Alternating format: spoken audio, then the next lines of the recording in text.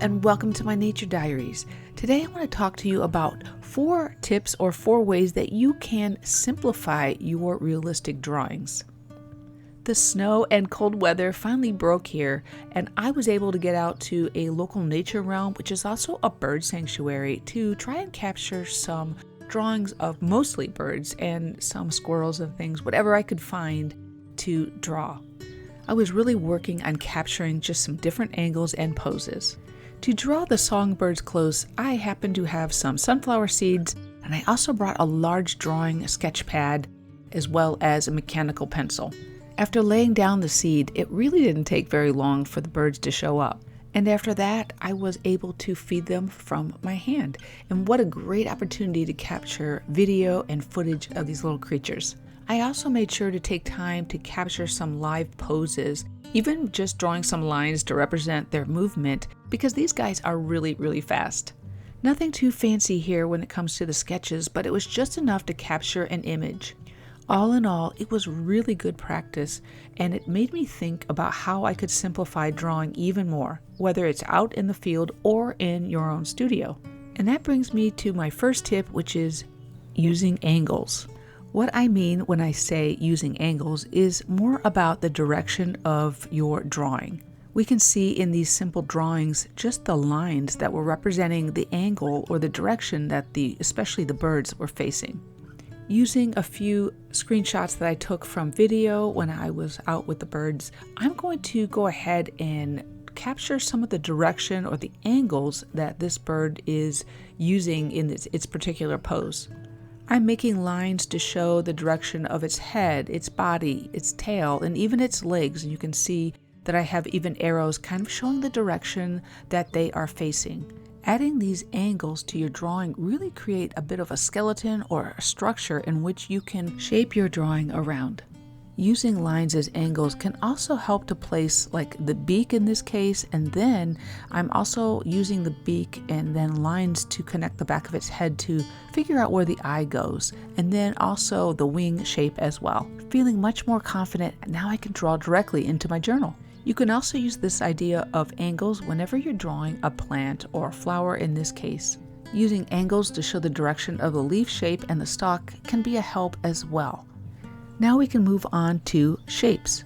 This really has to be one of the most important tips when it comes to drawing, is figuring out these shapes and simplifying your image or whatever it is that you are trying to copy.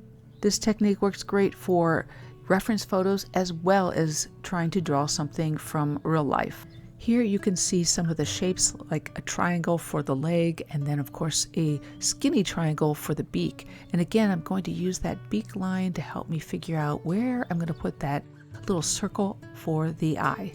And as you draw more details, you'll find that the simple circles and ovals and squares and triangles will start to turn into more complex and more interesting shapes. You may notice that my reference photos aren't even very clear, they're not very detailed, but I think that can be a really great advantage. The reason being is it makes me focus more on the outline of the bird instead of looking at the fine details. Notice the stretched out triangle shapes in this particular pose of the nuthatch. The bird itself is stretched out because it's ready to take flight, and with that, it's given me all these really cool angles and triangles as well. By focusing in on the shapes of the image that you're trying to draw, it also helps us to create proper proportions. And that's one thing that can make a picture or a drawing look very realistic. Capturing the shapes in the proper proportion is a way to be able to make something look real without having to even put a whole lot of details in your drawing. My third tip is to simplify your lines. Changing the way that I was drawing my lines really helped me improve so much more in my drawing skills, especially with my confidence. So instead of drawing a solid outline of a bird, what I did instead was to focus on making shapes like you saw earlier, and I just really draw a lot of loose, broken lines for the image. By drawing multiple lines, we're kind of giving ourselves an option or many options as to which line we think works the best to make the shape that we're drawing look like the bird or whatever it is that we're trying to draw. Once you pick your best options, you take your eraser and you just erase away any line that you feel like doesn't work. This is yet another way to be able to draw faster and, in my opinion, to be able to draw more accurately as well. Of course, remember that I have sped up all these videos of my drawings, so I can not bore you with all the nitty-gritty details. However, I will assure you that it is much faster to be able to draw this way, and I really encourage you to try it if you haven't already.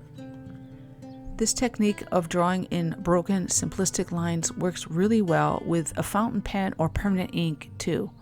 By drawing lightly and again, skipping spaces, not making everything a solid line, really can give us room to be able to tweak a drawing, even in the ink stage. And I use this a lot, and I highly suggest you to try it if you are having any kind of issues with this. While I love this technique for drawing birds or animals, this also works well when we're trying to draw plants or trees or anything else in nature. We can use the same exact method of drawing these broken lines. I'm showing you how I'm drawing it in pencil, but this method works great again with ink. You can go right in with an ink drawing with this particular method when we are just drawing in these very sketchy, loose lines. It shows kind of like contrast between values, light and dark too. The advantage with a pencil though is I can draw in quick shapes like this circle to signify where I want to put the branches, and again using these other tips that helps me to designate where I want to put this whole armature of this tree. And then I'm going to show you here I have the rectangle and then almost two triangle shapes to the side. I'm going to use all the tips we've learned so far to work on this simple flower drawing that I'm just going to draw quickly out of my imagination. I'm using shapes for the squared off petals and then also for the center. I finish up the drawing by making some angled lines to show the stalk and also to designate the curvature of the different leaf shapes. This is a great technique just for doing that. Thanks so much for still watching, and please make sure to hit the like button if anything helps or is inspiring. Also, feel free to subscribe, comment, and share the video. That helps me out so much. Join me on Instagram at my_Nature Diaries for more nature art. Tip number 4 is to draw with your paintbrush. Talk about simplifying a drawing. By using your paintbrush to work out the fine details, like I'm just putting in these light colored trees in the background to show distance. I'm not drawing them in with pencil or ink. I'm just using a paintbrush to add the details. And the same thing with a lot of the details and feathers on these birds. I'm just using my paintbrush to go in and work on all of those as well. I believe the beauty of watercolor is the fact that you can add it, you can subtract it, you can blend it, you can make it flow seamlessly from one shade to another. That's such an advantage when we are drawing or making an image. To do the same techniques with a pencil can sometimes feel a little bit overwhelming to me. I don't know why. I think it's because you'd have to erase. But with watercolor, again, you can blot out the things that you don't like. You can tweak it. There's so many things that you can do. And that's why I think this is a really great way to simplify a drawing, is to, as much as possible, paint in whatever details you can without actually having to draw them in. This technique also works well for acrylic and oil paints as well.